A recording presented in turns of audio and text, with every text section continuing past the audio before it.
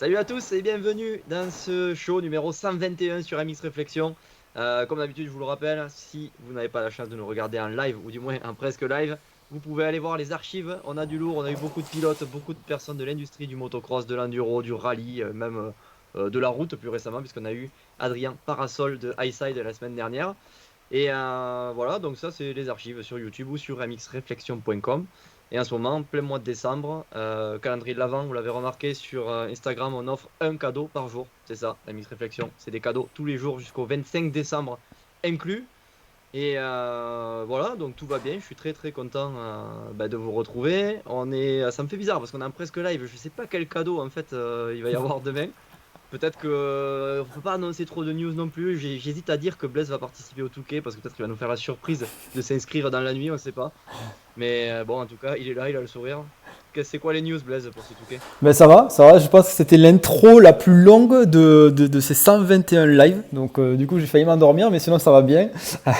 On se retrouve encore ce soir, ça fait plaisir, avec un invité de marque, toujours pareil. Ça fait, ouais, tu l'as dit en off, mais ça fait 3 fois qu'on a Stéphane. À chaque fois, de mémoire, c'est en fin de saison. Donc on fait un petit point sur la saison. Ça se passe la plupart du temps bien. On va faire un petit point avec lui aujourd'hui. On a eu pas mal de news sur la suite de ce qui va se passer en 2021. Donc en tout cas, très content de retrouver tout le monde. Mais Nico, je te laisse présenter Stéphane. Ouais, avec nous ce soir, c'est un top 5 régulier, j'ai envie de dire, à MX2. Une saison un petit peu en dents de scie, mais il va nous en parler. Il a été champion de France Élite l'année dernière, il faut pas l'oublier. Il finit 10e du championnat du monde MX2. C'est Stéphane Rubini. Comment ça va, Stéphane? Salut à tous. Écoute, pour moi, ça va très bien. On a repris l'entraînement dès le début de semaine. Donc, on a eu 4 semaines off. Donc, ça a fait du bien après une très longue saison. Donc, voilà, super content d'avoir repris l'entraînement. Ça fait vraiment du bien. Et je me sens très bien sur la moto, tout ça. Donc, c'est top. On est prêt pour faire un bon hiver. Ça fait partie des bonnes choses, non? Ça, le fait de rester sur une Honda, elle évolue pas pour l'année prochaine ou très peu. Du coup, vous repartez sur les mêmes bases, je suppose. Bah écoute, ouais, si tu veux, je suis resté dans ce team principalement parce que je le connais très bien maintenant après 2 ans. Ils sont aussi très motivés après une saison qui s'est bien terminée. Donc ils sont très motivés pour progresser encore plus pour l'année prochaine pour atteindre des objectifs qui sont forcément plus importants. Donc voilà, et ils vont aussi travailler sur le moteur encore plus, donc ils vont changer déjà de préparateur, ils vont se rediriger vers une compagnie italienne qui fait des moteurs de MotoGP. Donc voilà, c'est de bon augure pour la suite et on est tous très motivés pour faire le meilleur résultat possible. Justement, on le Il sait, y a des échanges avec Ah, pardon, Blaise, excusez-moi, je tant qu'on était sur la moto. Est-ce qu'il y a ouais. des échanges avec le team Garibaldi et Livia Lancelot sur la partie technique des motos? Non, pas du tout. C'est les teams, ils s'occupent de leur moto. Il n'y a pas trop d'échanges sur ça. Même, je sais que même avec le team HRC en 4,5, ils ont vachement de mal à aider les teams satellites. Donc non, c'est assez fermé sur cette partie-là. Et justement, on le sait, tu re-signes une saison supplémentaire. Alors, tu re-signes dans le même team, mais est-ce qu'il va y avoir des changements pour toi? Changements d'un point de vue préparation physique, moto, dans le team avec tes mécanos ou ton mécano? Parle-nous un petit peu de ça. Alors, si tu veux, j'ai signé avec eux. C'était à la seule condition qu'ils travaillent encore plus sur le moteur. Et du coup aussi par rapport à ma préparation, que ce soit moto ou physique, je la ferai avec Yves de Maria.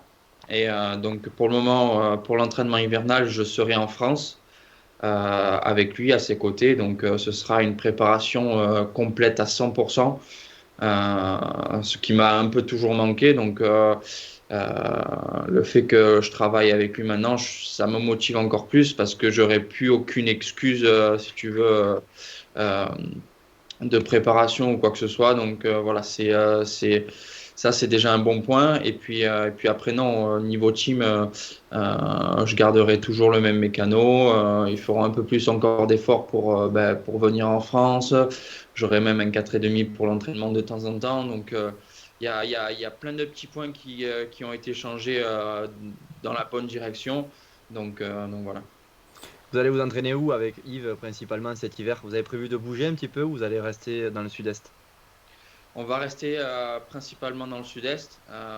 Après, est-ce qu'on va faire des petites piges en Europe? Je sais pas, mais le gros travail va se faire ici dans le sud-est, hein. Tu nous as parlé justement du changement au niveau du moteur de ta moto. Est-ce que tu as senti des manques cette année au niveau moteur? Mais après, si tu veux, quand on compare toujours à la KTM Factory, il y a toujours un manque, si tu veux. Mais cette année, j'ai fait quelques bons départs. Euh, donc voilà, après, j'ai aussi fait quelques top 5, top 10 réguliers. Donc forcément, la moto, elle va déjà très bien. Après, je pense que pour aller encore mieux, il faut progresser encore plus sur le moteur. Donc ça, ils l'ont bien compris et ils vont travailler beaucoup dessus pour qu'on puisse arriver à nos objectifs. Est-ce que physiquement, le fait de rouler en 2,5, il y a un régime particulier à faire pour rester, tu vois, en dessous d'un certain poids? On sait que c'est important avec des grands pilotes ou des pilotes vraiment avec une grosse corpulence. Toi, tu fais pas partie des plus grands, je pense, du plateau, mais voilà, est-ce qu'il y a quand même un travail là-dessus qui est fait? Alors moi, non, moi je te dirais que j'ai jamais fait ça. Ouais. Mais depuis que je travaille avec Yves, si tu veux, on a commencé à regarder un peu pour avoir une bonne diététique et pour bien manger et pour être si tu veux, en proportion avec ton corps et en proportion avec tout ce qu'on fait à côté, si tu veux, la moto, le sport, le vélo, le running, tout ça. Donc, on est en train de regarder tout ça pour être le plus fit possible pour les courses, quoi. Ça veut dire que si on va s'entraîner sur Natural Park cet hiver, il faudra dire à Bams qu'il nous fasse des plats diète, quoi. Ah, ce sera plus les merguez, tout ça. Là, c'est sérieux maintenant. Et justement, Yves, change quoi dans ta préparation? Tu viens de nous le dire un petit peu sur la partie alimentation. Est-ce qu'il influe sur la technique, le physique, sur un petit peu tout au final, ou que sur quelques petits points définis? Bah, si tu veux, Yves, il m'a beaucoup aidé, si tu veux. Il m'aide beaucoup sur le plan professionnel, si tu veux.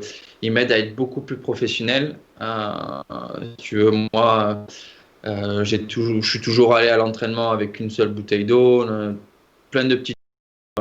Faut les bars, faut le produit récupération, tu sais, plein de choses comme ça. Et ça, j'ai jamais trop fait. Et donc, il me force à le faire, il me force à prendre à manger tout le temps. Et après aussi, pour la partie moto, si tu veux, euh, il va peut-être pas forcément m'apprendre à comment faire un scrum, mais il va m'apprendre plein de petits détails, à passer la vitesse au bon moment, des fois que je peux oublier, si tu veux, à vouloir aller faire le rupteur, tu vois, mais que ça va pas servir à grand-chose. Après, ça va être plus sur euh, être rigoureux dans l'entraînement, si tu veux, à faire les bonnes choses, le bon temps de récup et faire le bon programme de A à Z. Tu as vraiment besoin de quelqu'un, toi, tu es une personne qui a besoin d'être encadrée ou est-ce que de toi-même, si on te donne un programme par exemple à distance, tu vas savoir le respecter sans qu'on ait besoin de te traquer? Bah, si tu veux, dans toutes mes années, j'ai toujours été un peu tout seul, jamais trop d'entraîneur. Et, euh, et du coup, le fait de pouvoir connaître ça maintenant, je me dis que j'en ai vraiment besoin, tu vois. J'ai eu fait à respecter un peu les programmes, tout ça, mais tu as toujours besoin de quelqu'un derrière pour pousser, tu vois. Moi, j'arriverai pas à mettre dans la zone rouge, rouge, rouge tout seul, tu vois. Donc, le fait qu'il soit derrière moi, ça me permet de l'atteindre, tu vois. D'accord, D'accord. Et pour ça, est-ce que tu as des pilotes avec toi à l'entraînement? Ben, du coup, ce qui est bien, c'est que Yves, il travaille avec Love My Training. Et donc, il y a plusieurs pilotes. Il y a Lucas Robert qui fait le championnat de France. Et maintenant, qui vient d'arriver, c'est Enzo Toriani. Donc, ça fait, c'est super parce qu'on peut toujours se batailler. Pour le moment, il y a pas de compétition. Donc, on vient de commencer l'entraînement hivernal. Mais ça va arriver que sur un entraînement, on se fasse la course et c'est là que ça devient intéressant, quoi, tu vois. Et toi, justement, si tu prends un peu de recul par rapport à cette année, même par rapport aux années précédentes, tu penses qu'il t'a manqué quoi pour être plus régulièrement dans le top 3, dans le top 5 ou un peu plus aux avant-postes? Si tu fais un petit recul par rapport à ça, est-ce que c'est plutôt la technique, le physique, la moto? Je ne sais pas, est-ce que tu arrives à cerner ça? Je pense que c'est euh, 80%, c'est l'hiver. Si tu veux, j'ai jamais eu un hiver à 100% complet et réussi. Donc, je pense que c'est ça. Après, on a déjà vu une Honda sur les podiums, donc ça, je pense pas que ce soit la moto. On- le physique, cette année, j'ai eu un peu des soucis parce que j'ai eu des petites blessures pendant l'hiver. Mais alors, en fin d'année, j'avais un très bon physique, je faisais mes manches correctement, j'étais pas spécialement fatigué à la fin des manches. Donc, je pense que c'est plus l'hiver, tu vois, où tu forges le mental, où tu forges ton corps et plus rien t'arrête. C'est ça, c'est plus ça qui m'a manqué. Et tu penses qu'un C'est la- un entraînement dans le sable va pas te manquer peut-être cette année? Parce qu'on sait que les gros teams, KTM, etc., sont basés dans le nord, dans le sable. Est-ce que toi, ça va te manquer ou pas? Euh, alors oui et non. Tu sais, un entraînement dans le sable, c'est bien. C'est bien pour la caisse. Après, j'ai passé pas mal de temps et si tu veux, j'ai un peu régressé sur le côté dur. Et après, je fais 100% confiance à Yves.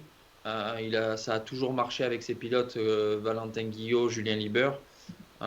Donc, je vois pas pourquoi ça marchait pas avec moi. Ils avaient le physique, ils avaient tout, ils étaient bons.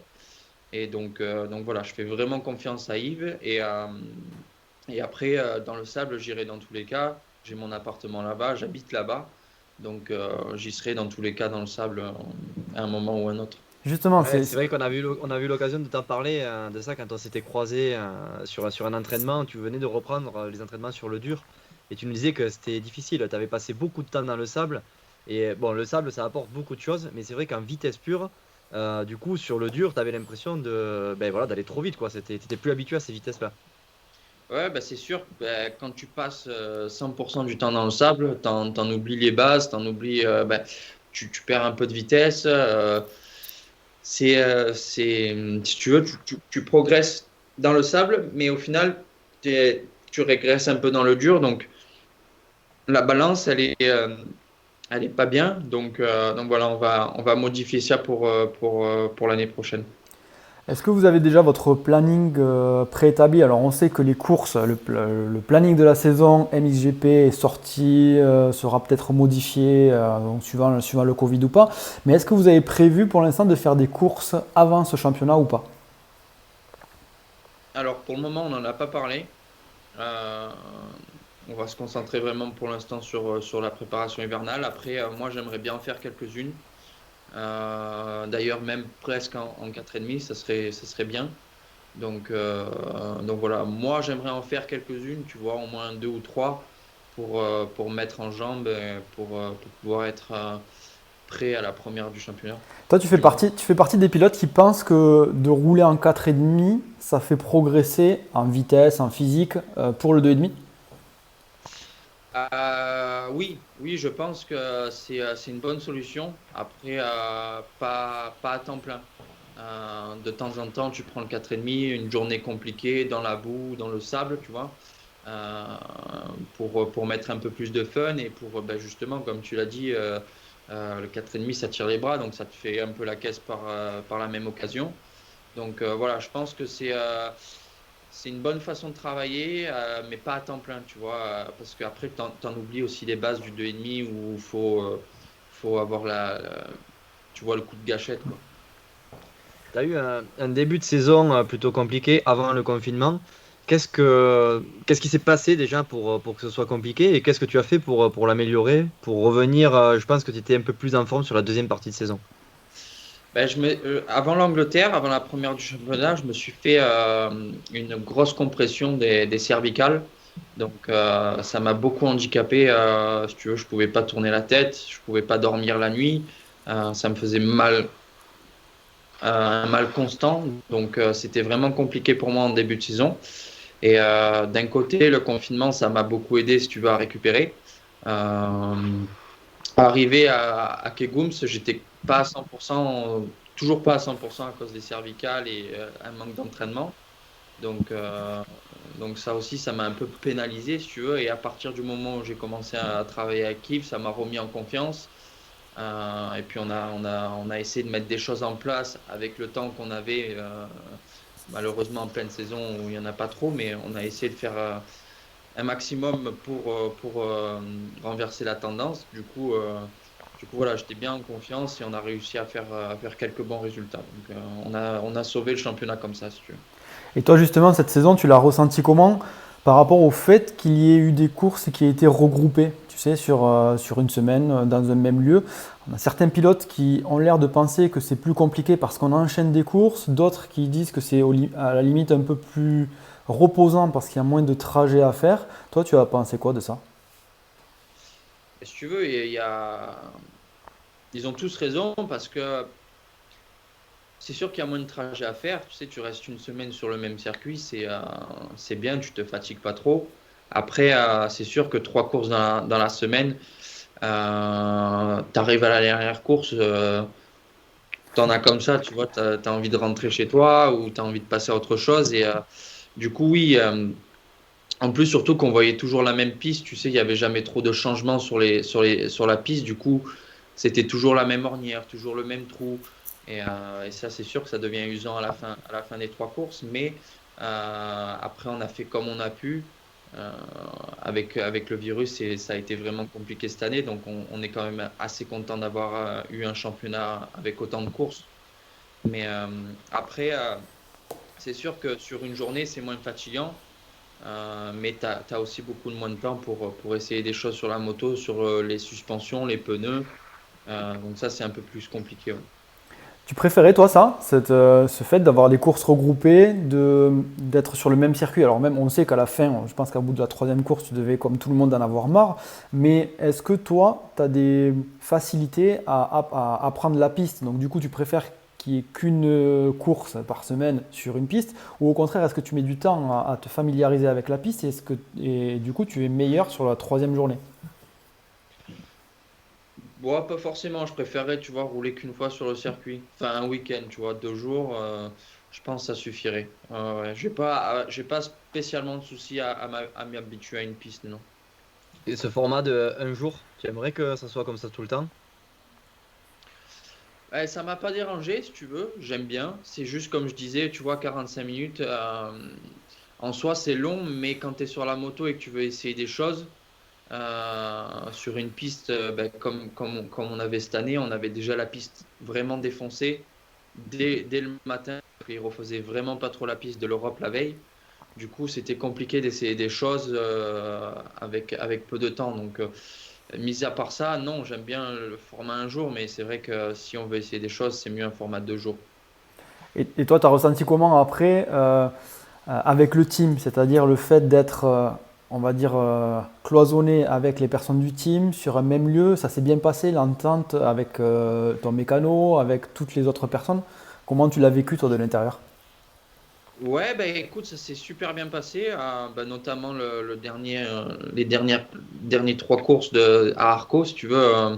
À la base, on a toujours été à l'hôtel et puis là, on avait pris la caravane et puis on a passé bah, toute la semaine du coup avec le team, on mangeait tout le temps ensemble et non, c'était cool. On a une super bonne entente avec le team. Tout le monde est vraiment tous amis entre eux, il y a pas trop de soucis, donc c'est top. Il y a une bonne ambiance, quoi. Est-ce que tu as flippé à un moment donné à mi-saison ou pendant la saison avec ces histoires de contrat parce qu'on sait que ça pouvait être compliqué avec la conjoncture? Est-ce qu'il y a un moment donné où tu t'es dit, bon là, l'année prochaine, je risque de rouler gratuit ou de rouler dans un team qui me plaît pas? Est-ce que ça t'a effleuré l'esprit? Bah, après, oui, forcément, ça effleure l'esprit de pas mal de pilotes. Après, ça tenait qu'à moi, si tu veux, de faire de meilleurs résultats bah, pour avoir un maximum de propositions et un maximum si tu veux, de pièces, d'avoir les bonnes pièces, les bonnes motos. Et après, voilà, en prime d'avoir un salaire. Donc voilà, ça tenait qu'à moi. Et forcément, ça m'a effleuré l'esprit.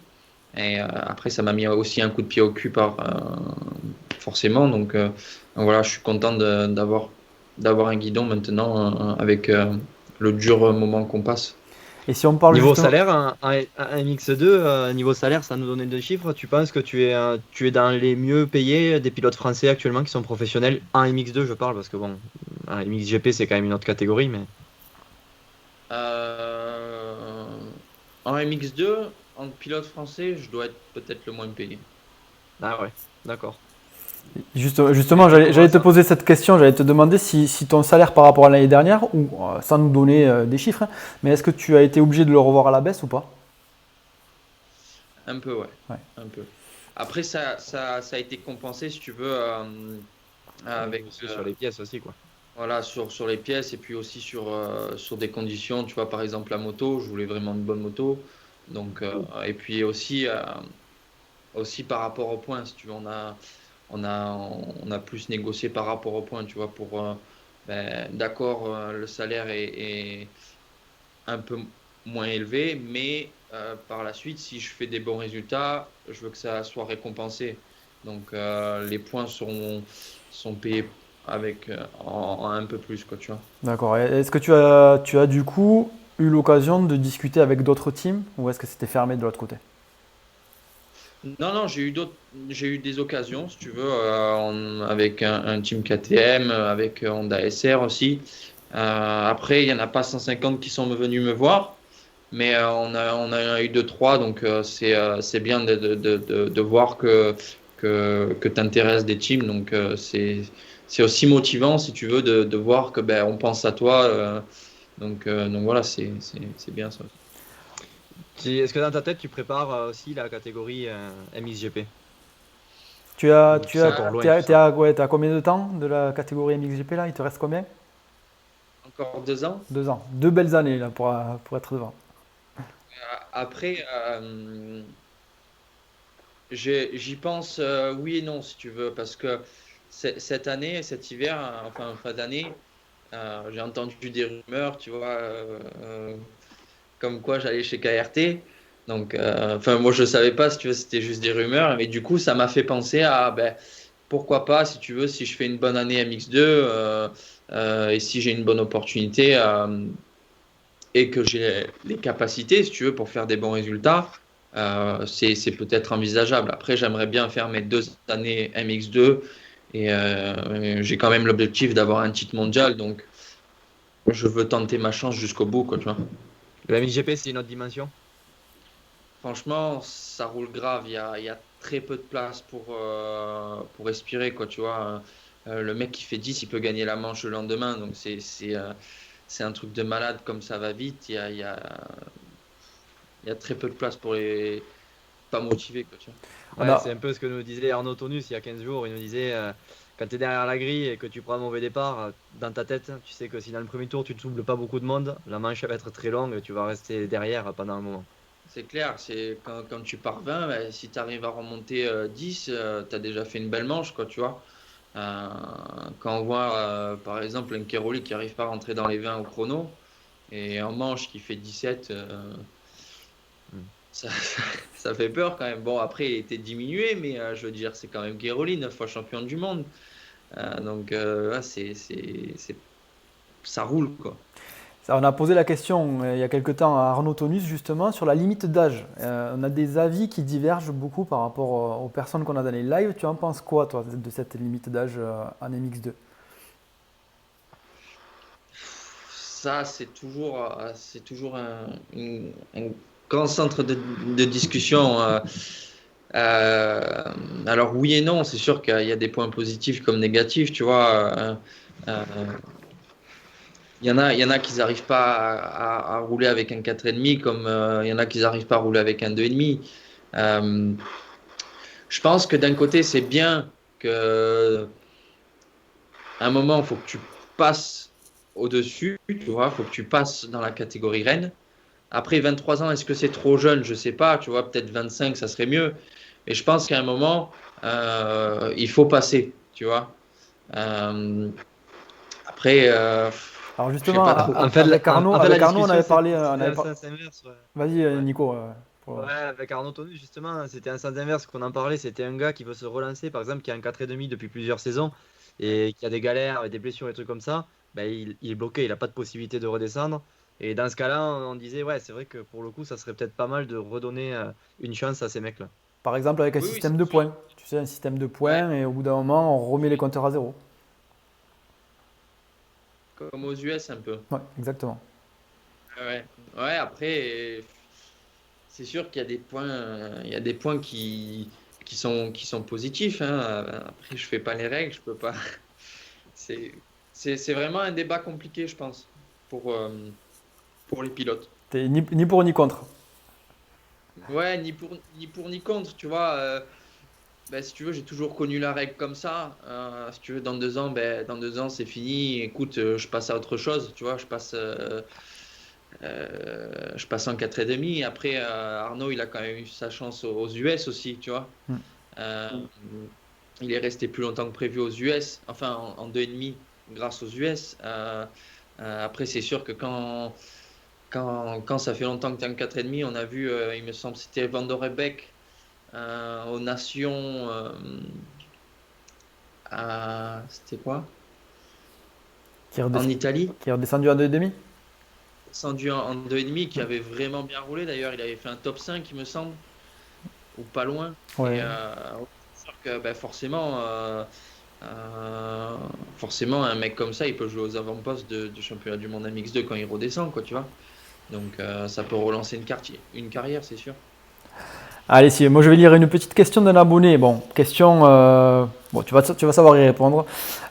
C'est Mich qui nous demande si Tom Vial est intouchable ou était intouchable cette année. Qu'est-ce que tu en penses, toi? Alors, intouchable, non, je pense pas. Après, il a été vachement plus intelligent et plus régulier que Yago. Euh, Gertz, à la base, je pense que c'est un mec qui a la capacité d'avoir un titre mondial. Après, euh, euh, il a passé sa vie par terre. Euh, il a eu beaucoup de pression, je pense. Et après, Tom, il a un entourage qui fait que ben, il laisse rien au hasard, tu vois. Donc, ça y fait aussi. Après, non, intouchable, je pense pas, mais voilà, c'est un tout qui fait que ben, il a été meilleur que les autres. On a une autre question de Michael qui nous demande si tu appréhendes la montée en MX2 des jeunes pilotes comme Benistan, Guadagnini ou de Kyle Wolf. Euh, Forcément, c'est des pilotes qui roulent vraiment fort. On a vu Thibaut faire des super manches. Guadagnini, pareil en Italie, à faire des super manches. Donc, ils vont être là. Euh, Après, c'est comme chaque année, il y en a toujours qui montent. Et puis, c'est à celui-là qui fera le meilleur hiver, à celui-là qui fera la meilleure saison. À la fin, ce sera récompensé. Donc voilà, forcément, ça met la pression, mais c'est un schéma normal. D'ailleurs, là je suis en train de me demander, mais parmi les 5 premiers, je crois qu'il n'y en a pas beaucoup qui montent. Il doit y en avoir un, si je ne me trompe pas. Alors, il y a Watson, Olsen. Voilà, j'avais Olsen en tête, mais Watson, ouais, Watson aussi. Donc du coup, ouais, 2, 3 qui doivent monter. Dans les 10 premiers, il doit y en avoir 3, 4 maximum qui doivent monter à Ouais, 4,50. ça doit être ça. Ouais. Donc bon, il y aura des clients. Ah oui, ça c'est sûr. Bah, tu sais, c'est le championnat du monde, donc le niveau, il est relevé, hein, et on a pu le voir en Europe. Tu vois, il y en a deux qui montent dans des Team Factory, donc ça veut dire que le niveau, il est pas dégueulasse. Il me semble que c'est toi qui nous disais l'année dernière quand on t'a vu dans le live que tu étais impressionné par Prado. Euh, Est-ce qu'aujourd'hui il y a d'autres pilotes qui t'impressionnent comme ça sur le plateau et que tu te dis, là, il y a un niveau avant de l'atteindre, il y a encore beaucoup de boulot. Bah, si tu veux, ouais, je te dirais Geyser, tu vois, par exemple, cette année. Après, en 2,5, non, je pense pas que il y ait un niveau. impossible à atteindre, tu vois. On est tous en train d'apprendre, que ce soit Tom Vial, Gers ou n'importe qui, on est tous en train d'apprendre. Euh, on a toujours quelque chose à améliorer. Donc, non, je pense que c'est pas impossible d'atteindre un niveau comme Tom. Tu vois, on peut tous y arriver avec beaucoup de travail. Et donc voilà. Après, non, c'est plus un 4,5. Tu vois. Prado l'année dernière était vraiment impressionnant en 2,5. Il faisait des choses que personne ne faisait. Et il est fait d'ailleurs toujours en 4,5. C'est toujours impressionnant. Mais cette année, je pense que Geyser, il a passé un gros cap, si tu veux. Il est vachement propre et il fait des trucs vraiment impressionnants sur la piste. Ouais. On a vu des pilotes comme ça, et d'ailleurs on le voit assez rarement quand même, des pilotes qui sont bons ou qui sont champions du monde MX2, qui passent directement à MX1 et qui performent dès la première année. Je pense à Prado, je pense à Geyser. Est-ce que tu penses, toi, tu vois quel pilote capable de faire ça à l'heure actuelle? Du 2,5. Voilà, passer en 2,5 et performer, ce que j'appelle moi performer, c'est faire un top 3, top 5 dès la première année. Est-ce que tu penses que justement que les Olsen, Watson sont capables de faire un top 5 dès l'année prochaine, voire aller un top 10 peut-être? Alors, Olsen, plus, tu vois, je le vois plus faire un top 5, tu vois, parce qu'il a le gabarit. euh, et puis, il a aussi un très bon entourage. Après, Watson, un peu plus compliqué, je pense, mais le top 10, il va le jouer, ça c'est sûr. Mais après, faire du top 3, il y en a très peu qui peuvent le faire, tu vois, je pense. Alors que c'est quand même un gars qui gagne les Grands Prix à MX1, à MX2, pardon. Ouais, mais quand tu vois la catégorie reine, tu te dis, pour aller sur le podium, faut y aller quand même, tu vois. Quand tu as le plateau qui est complet, avec Erlings, Geyser, Keroli, Prado. Bon, Prado, voilà, il a gagné déjà un Grand Prix, tout ça, donc c'est extraordinaire. Mais ouais, quand tu vois le plateau, tu te dis, pour faire un podium, euh, Le problème, en fait, faut y aller, quoi. c'est l'homogénéité du plateau. C'est-à-dire qu'on a beaucoup de pilotes qui se tiennent en 1, 2 secondes. Et c'est ce qu'on disait tout à l'heure, c'est qu'un Cairoli qui part loin aura du mal à remonter. À une période, bon, ça remonte à un certain temps, mais on avait des Evert, des Tortelli qui remontaient beaucoup plus facilement, il me semble, ou même aux US, des Carmichael qui arrivaient à remonter. De nos jours, ça me semble quand même beaucoup plus compliqué. Tous ont une préparation beaucoup plus affûtée. Et alors, tu vas me dire ce que tu en penses, toi, d'un point de vue inside, mais j'ai l'impression que c'est beaucoup plus homogène maintenant qu'il y a même 10, 15 ans. Ah, mais ça, c'est sûr et certain, c'est sûr et certain. Et puis maintenant, que ce soit les teams comme les pilotes, il y a de moins en moins de choses qui sont laissées au hasard.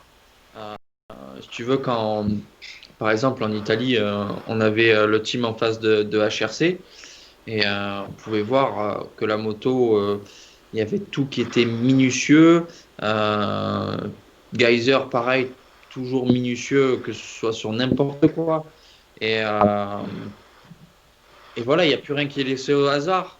Et ça, sur le top 10-15. Donc ça veut dire que le top 10-15, ils font tout, ben, pour pouvoir se rapprocher du podium. Donc ça devient de plus en plus dur, ben, de faire sa place, si tu n'as pas des qualités, si tu n'as pas un travail plus important que les autres, et ben, c'est compliqué d'aller chercher les places du haut de l'affiche. Et tu penses que cette je savais que j'allais avoir du mal, professionnalisation du sport, mais c'est ça qui fait qu'il y a plus de blessures à l'heure actuelle, parce qu'on a l'impression quand même d'un point de vue extérieur qu'il y a quand même plus de blessures maintenant, toujours pareil, qu'il y a 10, 15 ans. Tu penses que ça vient de là?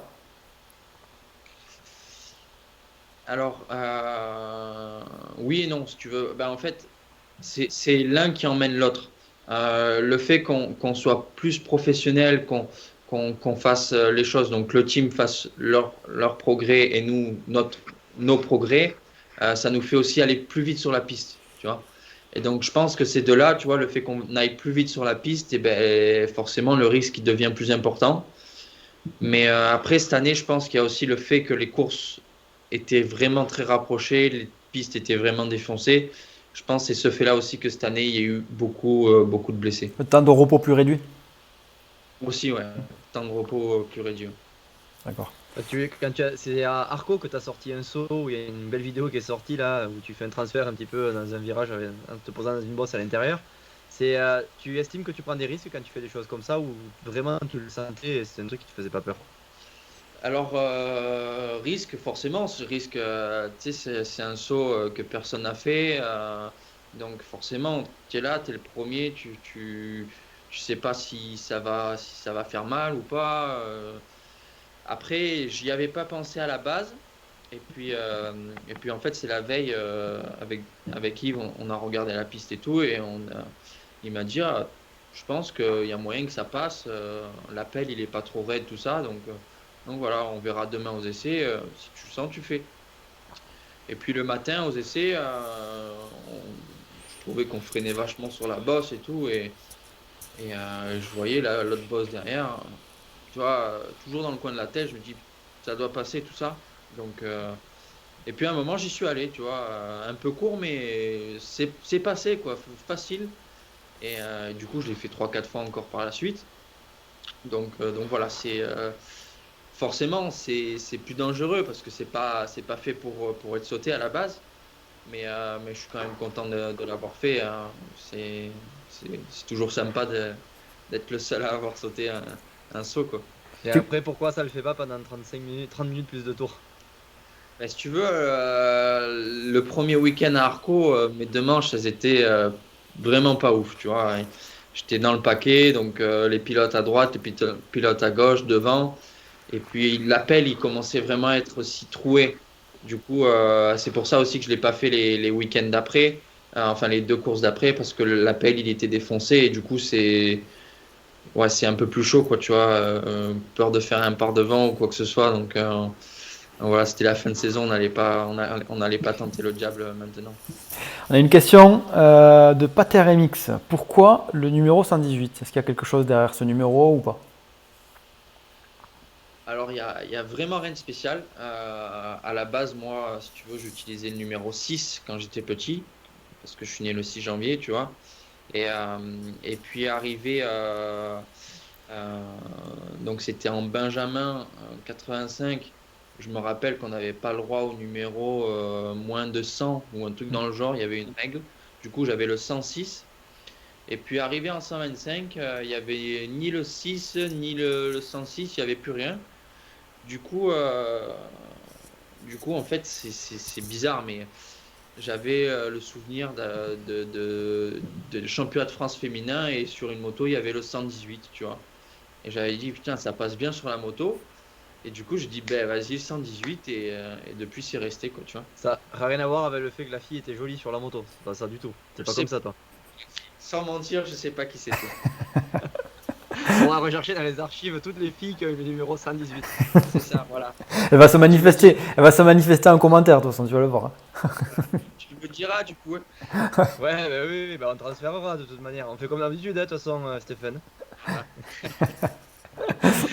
Non, allez, plus sérieusement, j'avais une question. Le fait que tu sois un pilote professionnel qui prépare le championnat du monde MX2, quand on a pris des vacances comme tu as pris là, quand on doit revenir à l'entraînement, c'est comment? C'est comme quand nous, on prend des vacances, on prend 3 semaines de congé, qu'on doit revenir au boulot, on n'a pas du tout envie, ou est-ce qu'il y a quand même toujours cette notion de plaisir parce que tu remontes sur la moto? Alors écoute, j'ai envie de te dire que cette année, ça m'a fait vraiment bizarre. Parce que, si tu veux, donc j'ai repris l'entraînement lundi, là. Et je suis descendu de Belgique le dimanche. Et le samedi soir, j'arrivais pas à dormir. Pas à dormir d'excitation de revenir et de pouvoir m'entraîner, si tu veux, après 4 semaines d'arrêt, tu vois. Donc, ça, c'est la première fois que ça me le fait. Tu as fait un arrêt Et complet, juste pour resituer. C'est pas de moto, pas de physique, rien du tout pendant 4 semaines?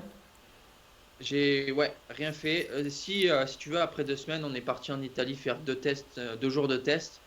Mais sinon, après, entre ça, non, j'ai rien fait de spécial. Il y a juste la, la dernière semaine avant de revenir ici, j'ai commencé à faire un peu de vélo parce que je m'ennuyais vraiment. Tu vois, il fallait que fallait que je bouge un peu, tu vois. Mais sinon, non, rien de spécial. Manger un peu beaucoup, mais sinon, non, rien de spécial. Ah, du coup, beaucoup d'excitation et ça t'a fait. C'est la première fois que ça te fait ça? Ben ouais, ben je pense après c'est aussi le fait de vraiment commencer un travail à 100% avec Yves. Tu vois, de commencer vraiment un hiver complet comme j'en ai jamais eu, ouais, ça m'excite. Ouais, je suis vraiment content, tu vois. Et là, le fait d'avoir reposé mes fesses sur la moto, tout excité, super content, super feeling. Non, franchement, c'est bien. On a vu sur les réseaux, Ouais. je crois que c'était l'année dernière ou l'année d'avant. Alors, tu me dis si tu m'arrêtes si je me trompe, ou c'était juste une story que j'avais vue. Tu faisais un peu de crossfit ou cross-training ou un entraînement comme ça, physique. Est-ce que tu continues avec Yves ou est-ce que tu l'adaptes différemment? Oui, j'en faisais vraiment beaucoup du CrossFit avec Guillaume Doma qui est à Manosque, donc là où j'habitais avant. Et ça m'a vraiment beaucoup apporté, si tu veux, dans mes années précédentes. Après, avec Yves, je pense pas qu'on va faire du CrossFit. Il va faire ses trucs à sa sauce, comment il fait d'habitude. Et donc voilà, après, maintenant, c'est à moi de croire à 100% en ce qui va me faire faire. Et donc voilà, après, le croire en fermant les yeux et faire ce qu'il me dit pour faire Enfin, un truc. c'est vrai qu'on entend souvent qu'il y en a plein en fait, des méthodes qui marchent. Il y a eu des champions du monde qui avaient des préparations à base de CrossFit, d'autres qui font des centaines de kilomètres, des centaines de milliers de kilomètres par an en vélo. Enfin, c'est des préparations vraiment différentes. Pour autant, on a des champions du monde. Est-ce que tu penses que le fait de croire à un programme, quel qu'il soit, ça marche beaucoup mieux que en fait, se mettre un truc en tête? Oui, oui, après, quand tu crois à quelque chose et tu fais tout pour que ça marche, oui. Après, il faut pas que le programme, ce soit n'importe quoi non plus. Il faut que ce soit aussi pointé sur l'objectif moto, tu vois. Mais, euh, mais voilà, après, c'est sûr que si tu crois pas en ce que tu fais, mentalement, tu vas te dire, ben, c'est pas ouf ce que je fais. Et tu arrives à la saison, tu te dis, ben, je suis pas prêt, tu vois. Alors que si tu crois du premier jour jusqu'à la course en ce que tu fais, tu te dis, voilà, je suis une machine, je pars devant, je gagne les deux manches et c'est bon, tu vois. Donc forcément, quand tu crois à quelque chose, c'est toujours, ça t'apporte toujours un plus. On avait une question de Tib qui demande, selon toi, quelle est la meilleure moto? Alors, tu nous as parlé tout à l'heure de KTM, plutôt, alors je sais pas si c'était par rapport à ça, mais plutôt par rapport au team, à l'encadrement, à tout ce qui est hors moto.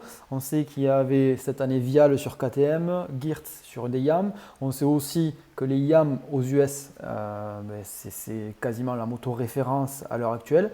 Tu penses quoi, toi, de la moto référence ici en termes de tout, de moteur, de suspension, de tout. Alors, je pense que la moto référence en Europe, ça reste KTM, je pense, clairement. Après, on a les Kawasaki FH qui sont vraiment, qui se rapprochent de KTM, comme Kemea aussi, qui sont vraiment très proches. Les Husqvarna, bon, ben, forcément, c'est des KTM à quelque chose près, donc voilà, c'est sur la même échelle. Après, aux US, KTM, c'est pas les meilleurs du tout. On peut voir bah, les YAM, comme tu as dit, qui sont vraiment bien. Après, pareil, les Honda aussi. Les Honda, elles sont devant, comme les PC. Je pense que là-bas, les motos, les trois marques là que je viens de citer, elles sont vraiment bien. Il y a pas, je pense qu'il n'y a rien à dire sur ça. En Europe, il y a plus de différence, si tu veux, entre les marques quand même. D'accord. Ça vient de quoi? Ça vient du fait qu'il y a plus de budget dans certaines teams où il n'y a quasiment pas de limite au final au niveau de la préparation des machines. Il n'y a pas de production rule comme aux États-Unis. Est-ce que tu penses que ça joue beaucoup ces fameux budgets qu'on peut mettre dans des motos qu'on fabrique et que au final c'est des prototypes qui n'ont plus rien à voir avec des motos stock? Ah, c'est sûr que oui, aux US, il y a l'argent, ça y va vraiment. Je pense qu'il y a 80% de l'argent qui va dans les motos, dans le développement, excusez-moi, des motos. Et c'est sûr que c'est une grosse différence par rapport à l'Europe. Et après aussi, par rapport à l'Europe, il n'y a pas du tout les mêmes normes aux US, que ce soit sur l'essence ou sur le moteur, à l'intérieur du moteur. Donc, ils ont moyen de faire plus de développement, tu vois. Tu nous as parlé D'accord. justement des Husqvarna qui se rapprochaient énormément des KTM. D'ailleurs, au niveau moteur, je crois qu'il n'y a pas, et il y a vraiment très très peu de différence quand on prend le modèle de série. Et quand on entend parler tant les pilotes que les accompagnateurs ou que le milieu du MXGP, on entend toujours, ouais, c'est la KTM la meilleure. Alors, moi je me pose cette question, c'est d'accord, c'est la KTM la meilleure, mais pourquoi? Parce qu'il y a le team derrière qui prépare la KTM beaucoup mieux, par exemple, que l'Husqvarna, ou au contraire, l'Husqvarna est quasiment équivalente.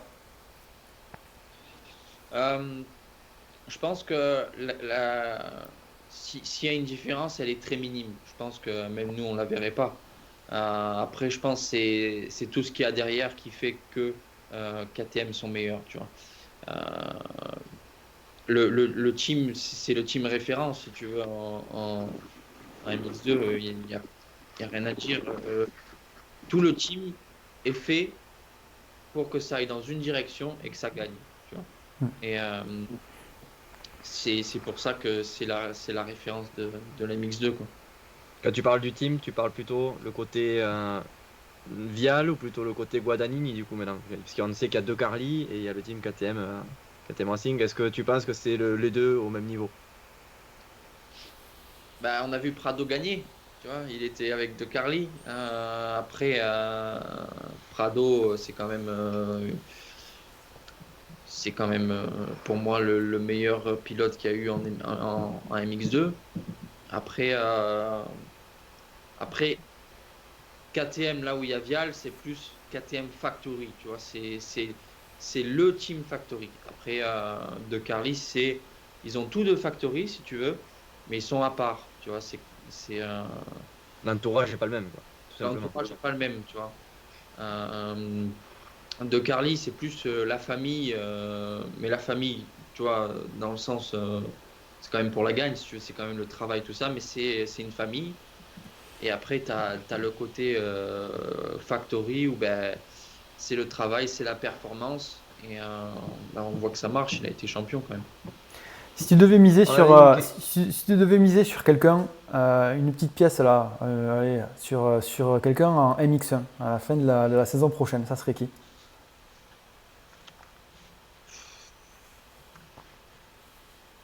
Euh, On ne sait pas où en est Erlings, donc c'est difficile. ouais, on ne sait pas où on est à Rings. Keroli, on sait qu'il s'est fait opérer du genou, donc ça va être compliqué pour lui aussi. Piroli, j'ai plus de mal à y croire. Euh, Geyser, Geyser, il sera là. Il y en a Carling aussi. Sewer qui arrive fort en ce moment aussi. Ouais, ouais, mais après, Seaward, j'y crois moins que, tu vois, par exemple, je mettrais plus un Prado devant que Seaward, par exemple. Pourtant, il est régulier parce qu'il fait 2 fois vice-champion du monde coup sur coup quand même. Ouais, Oui, fait moins oui, moins de bruit. il n'a pas été. Prado, il n'était pas là, tu vois, les dernières courses. Mm. S'il aurait été là, il aurait fini vice-champion, peut-être. Geyser, Geyser, c'est une machine, donc C'est une machine, mais forcément, il il va bien. chute beaucoup quand même. Oui, moins qu'avant aussi, je Ouais. pense. C'est Après, début de saison, il a quand même. mettre une pièce sur un pilote en 4,5, c'est dur. C'est pas évident, hein. C'est vrai que- C'est dur. Je la mettrais sur un Geyser ou sur un Prado, tu vois, par exemple. Bon, tu prends pas de Geyser en risque. plus a énormément progressé dans le sable. On l'a vu à Lommel. Je crois qu'il n'avait jamais gagné à Lommel, en tout cas à MXGP. Et là, cette année, quand il gagne un Grand Prix à Lommel, il gagne. En plus, il domine quoi. Et puis, c'est le seul qui vient pas en Belgique. Mm. En plus, Ouais, c'est ça qui est impressionnant.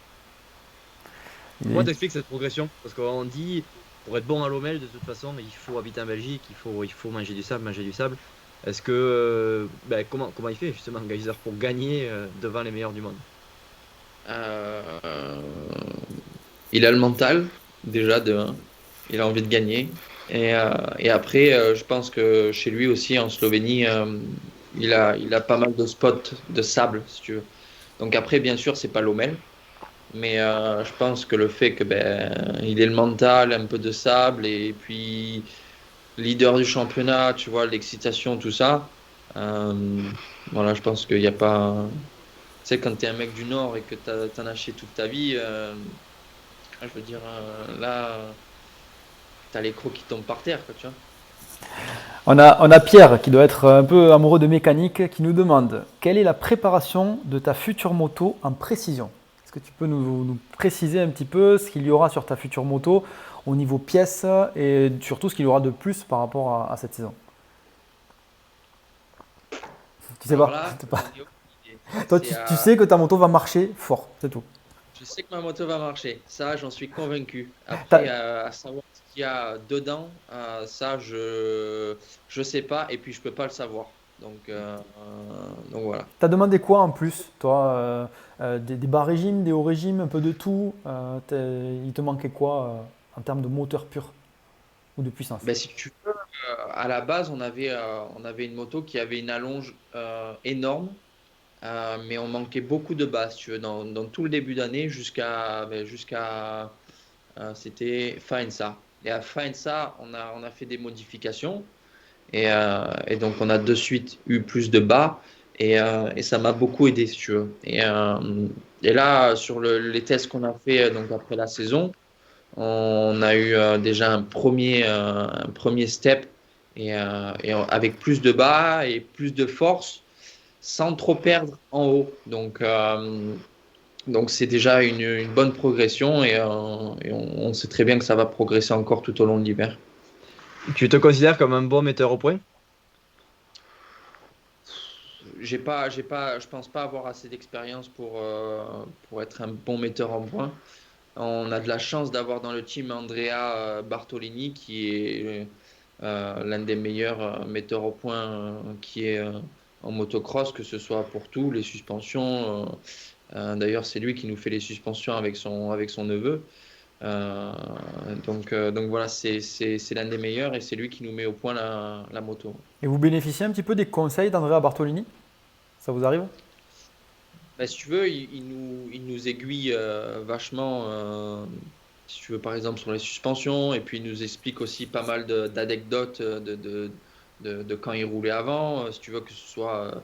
Il fait vachement aussi de tests pour les pneus, pour Pirelli, plein de tests, et du coup, il nous dit des fois certaines choses, donc ça nous aide, ça nous aiguille, ça nous éclaire même des fois, donc non, c'est intéressant de travailler avec lui. On a Ryan qui avait l'air perturbé par ton passage chez Kawasaki. C'était 2017, je crois, ta dernière saison sur la Kawa. Et bah, est-ce que il demande si tu peux expliquer réellement ce qui s'est passé du début à la fin? Alors, ce qui s'est passé, c'est que j'ai, quand j'ai été vice-champion d'Europe en 125, je me suis fracturé, enfin, j'ai eu une luxation du poignet. Et du coup, ça m'a pas mal bloqué pendant l'hiver. Et du coup, après, début de saison où ça s'est passé au Qatar, donc je fais 16 de la qualif, ce qui était, je pense, pas trop mal pour un début. Et en fait, si tu veux, au fur et à mesure de la saison, Petar Petrov, il s'est blessé. Par la suite, Adam Sterry s'est blessé. Du coup, si tu veux, j'étais un peu le seul euh, à pouvoir ramener des résultats. Donc, ce qui a été un peu compliqué, c'est qu'ils m'ont fait passer aussi du mondial à l'Europe pendant l'année, puis passer de l'Europe au mondial encore par la suite. Donc, c'est, euh, il y a eu pas mal de changements et ça a été vachement compliqué. J'ai eu pas mal de pression. Et puis après, euh, trois quarts de l'année, on a su que le team allait fermer. Donc forcément, tu as la pression, t'as pas d'opportunité pour la saison prochaine. Tu vois, j'avais signé un contrat de 3 ans, donc ça. Oui, t'avais pas trop frappé aux portes d'à côté, quoi. Ouais, voilà, c'est ça. Ouais, ça a été une année assez compliquée. Ouais. À l'heure actuelle, niveau contrat, quand on a un niveau top 10 en mondial MX2, c'est compliqué toujours, ou dans le top 10, ça reste quand même faisable d'être payé, de rouler, de pouvoir s'entraîner avec du bon matériel. Oui, quand tu es dans le top 10, tu arrives à trouver un team. Je pense que tu arrives à avoir un salaire. Après, ça dépend des teams, ça dépend des attentes. Tu vois, par exemple, un, un mec comme. Il y en a, je pense que même Tom, au début, il a dû signer gratuitement et par la suite, il a eu le billet. Mais euh, après, sinon, oui, top 10, t'arrives à trouver un team et un petit salaire. Souvent, si je me trompe pas, tu m'arrêtes, hein, mais si je me trompe, mais souvent les pilotes comme ça qui font des belles perfs, un peu comme Benistan peut-être, alors je connais pas du tout ce qu'il a signé, mais signe peut-être gratuit, donc non pas de salaire, mais des très gros bonus. Est-ce que c'est toujours le cas d'avoir de très bons bonus, mais un salaire quasiment proche de zéro? Euh, oui, je pense. Après, tout dépend de comment tu veux le négocier. Tu vois, après, c'est sûr qu'une team, il peut pas. C'est pas parce que tu as fait une belle perf qu'il va te payer, tu vois, 50 000 ou 100 000. Euh, un salaire à 100 000, ça se mérite, tu vois. Il faut être dans les 5 du championnat du monde, tu vois. Donc, c'est compliqué si tu veux. Après, tu peux toujours. En fait, ça dépend aussi des teams. Il y en a qui travaillent pas du tout au bonus et il y en a qui travaillent au bonus. Ça dépend aussi des teams. Ouais. D'accord, moi je pensais On que la a, plupart étaient comme ça, étaient avec du bonus d'abord, et ensuite, quand les preuves sont faites, on passe sur du salaire. Je pensais que c'était ça, que c'était la norme en fait. Les teams, si tu veux, ils font. Il y a que Honda qui, il me semble, qui paye au point. Sinon, les teams, ils payent, si tu veux, par la marque, si tu veux, au top 5, il me semble. Après, les points, c'est plus compliqué, si tu veux, d'être. Enfin, il y a très peu de teams qui font au point maintenant. D'accord. Niveau? parce qu'on peut pas faire un seul live ici sans parler de sable. On a Lucas qui nous demande pourquoi pas faire le Touquet un jour. C'est pas dans mon programme, pas du tout. Tu sais, moi, je suis pas un grand lover de sable, tu vois. Donc, T'habites en Belgique, là t'as converti le cœur des fans de sable là. la Belgique, c'est le lieu de travail. Après, non, le, le Touquet, c'est pas mon programme du tout. Après, peut-être, tu sais, quand tu arrives en fin de carrière, un nouvel objectif, pourquoi pas, mais pour le moment, j'y pense pas du tout à ça. Et quand on parle Un de peu comme sable, Blaise, fin de carrière et qui vient d'acheter une 450, c'est, tu vois, c'est le Blaise, c'est le moment. exactement. Mais du coup, quand même, quelque chose qui me donne un peu plus le sourire, quand on parle de sable, on parle souvent de SX. Et est-ce on pourrait te voir en SX un jour? Bah, tu sais, le SX, ça m'a toujours plu. Ça m'a toujours énormément plu. Le truc, c'est qu'avec les saisons de mondial, elles sont très longues. 20 grands prix, à la fin, tu as envie de prendre un peu de repos. En général, si tu veux faire du SX, ben, ça commence, il me semble, fin saison de MXGP, à peu près. Et du coup, ben, t'arrêtes pas parce que déjà, si tu veux te préparer un SX, il faut, je pense, minimum un mois pour être plutôt bien. Et donc, après, si tu veux faire des SX, il me semble que c'est jusqu'à janvier, truc dans le genre, à peu près. À, Oui, à c'est peu pour près, les ouais. SX hivernaux, hein. Voilà, donc, et puis la saison MXGP, après, elle recommence fin février. Donc, si tu veux, t'as pas de marge de repos. Et c'est ça qui est compliqué, si tu veux. Après, le SX, j'adore ça. J'ai envie d'en faire, mais c'est compliqué à combiner le MX2 et le Supercross. Bon, Ok. très bien. Bon, Blaise, on passerait pas à la question du jour pour eh ben, libérer Stéphane parce que là, il est fatigué après cette reprise, il va falloir qu'il aille au lit bientôt. je l'attendais justement, cette question du jour, donc tu peux y aller, Nico. Allez, la question du jour, elle parle d'entraînement justement, Stéphane. Est-ce que en ce moment, à cette période-là de l'hiver, il faut absolument s'entraîner dans n'importe quelle condition? C'est-à-dire que si demain tu as prévu d'aller rouler mais qu'il pleut toute la nuit, que le terrain, ça va être un gros carnage, est-ce que tu vas quand même faire le programme moto? Ou est-ce que ben, on est peut-être un peu en période de fond ou est-ce que tu peux remplacer l'entraînement moto par autre chose en ce moment? Alors, je pense que oui, forcément, tout peut changer si tu veux. Forcément, si tu veux faire 2 manches de 30 dans la boue, mais que c'est cata, ben écoute, tu vas faire du vélo, 3 heures de vélo.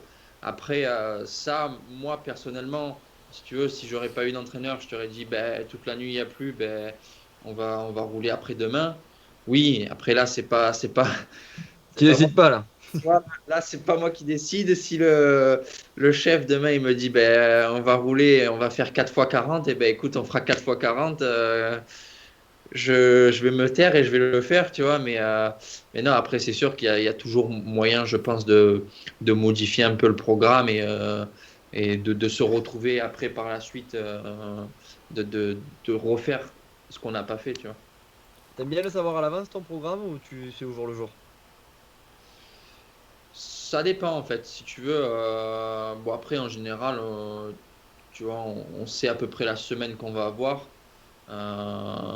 Mais après, ça me dérange pas de le savoir au dernier moment. Tu vois, un effet de surprise, des fois, c'est pas mal. Même quand c'est dur. Bon. Mais même quand c'est dur, après, tu vois, par exemple, lundi, on a commencé avec une longue sortie vélo. Je le savais à l'avance, donc je me suis préparé mentalement. Mais après, si tu vois, par exemple, demain, si tu veux, il fait pas super beau. Et donc, on saura demain matin ce qu'on fait exactement. Donc voilà, moi, ça me dérange pas des fois de savoir au dernier moment. Bon, En tout parfait. cas, vient de recevoir un message sur Instagram. On a Mika qui dit que tu étais à Beauvoisin aujourd'hui, que ça soudait. Donc si Mika le dit, ça veut dire top 3 en championnat du monde l'année prochaine. Bah écoute, franchement, top 3 moi, si tu veux, j'aimerais y aller sur le podium. Donc, on va bosser pour. Et, euh, et voilà, l'objectif, il est clair. On sait le travail qu'on a à faire et on va tout donner pour atteindre l'objectif. Bah, en tout cas, on te le souhaite. Et si on se voit sur Natural Park cet hiver, on te poussera comme on peut. On fera les chicanes sur la piste. Parfait. Merci Stéphane, merci beaucoup. Pour les autres, eh ben, on se retrouve la semaine prochaine pour un nouveau live avant les vacances de Noël. Bonne saison à toi, bon entraînement, le bonjour à Yves et bon courage pour cet entraînement hivernal. Bah, super, merci à vous pour les questions, ça fait plaisir. Et puis à une autre fois pour un autre live. Allez, Ça marche. merci. Allez, Salut tout le monde. salut à tous.